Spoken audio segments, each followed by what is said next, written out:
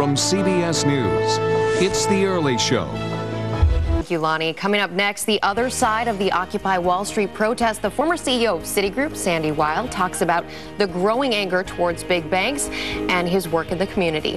This is The Early Show on CBS.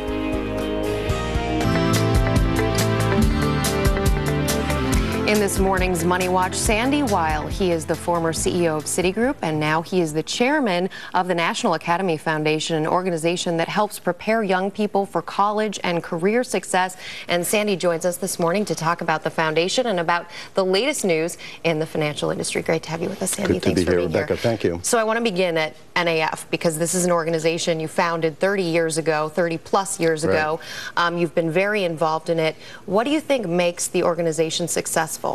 I think what makes the organization successful is we teach kids about what the world is about today and where there are opportunities. We have mentoring.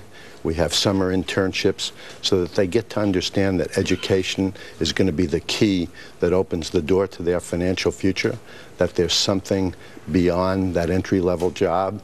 We teach them how to feel good about themselves, and we now are in 500 schools in 42 states with 50,000 kids. Our graduation rate is over 90%, nearly double what it is in similar schools in the same community. And about 80 to 83% of these kids go on to college. They do well and much better than other kids from the same community 10 years after they've graduated from high school. So we have a program that works. And you mentioned that people are doing internships, that they're getting experience also outside of the classroom.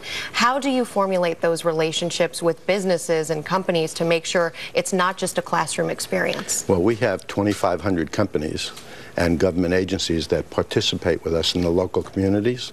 So they're the ones that really offer the young people the opportunities, and they stay with these young people. And it really opens up their eyes to what the world is really about. And if we don't understand that we have to educate our people, America is not going to be the leading country in the world that it is today. And when you look at, for example, engineering, where there's great opportunities, less than 3% of the engineers in the United States come from the minority community. Well, we're not educating people about where the jobs are, and that's one of the problems why unemployment is so high today. I want to get to that high unemployment because that is one of the things driving these Occupy Wall Street protests that have been happening all over New York City. What is your thought about these protests? Do you think that the anger towards big banks like Citigroup, for example, is merited? You know, what I really think is that it's time to stop pointing fingers about the past.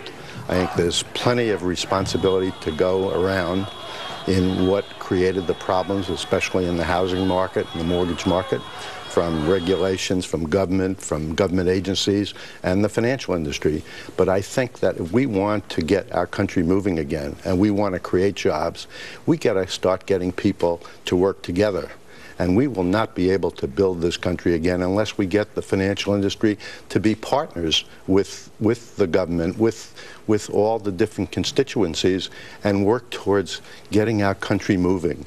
That is really if we are so possessed with thinking about the past and pointing figures, we're not going to get moving, and that's bad. Real quickly, we're almost out of time here. What do you think about breaking up banking practices that are, for example, proprietary trading from commercial banking, such that a bank can't go out and make deposits with common people and then also on the alternative side take risks in the stock market? Listen, I was brought up for America to be a leader.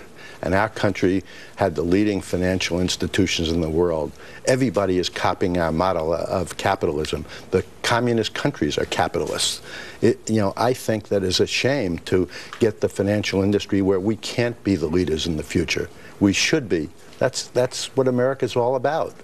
I would love to talk to you further about this, but we're out of time. Sandy Weill, thank you so much for being with us. We really appreciate it. Thanks very much, Rebecca. And coming up next,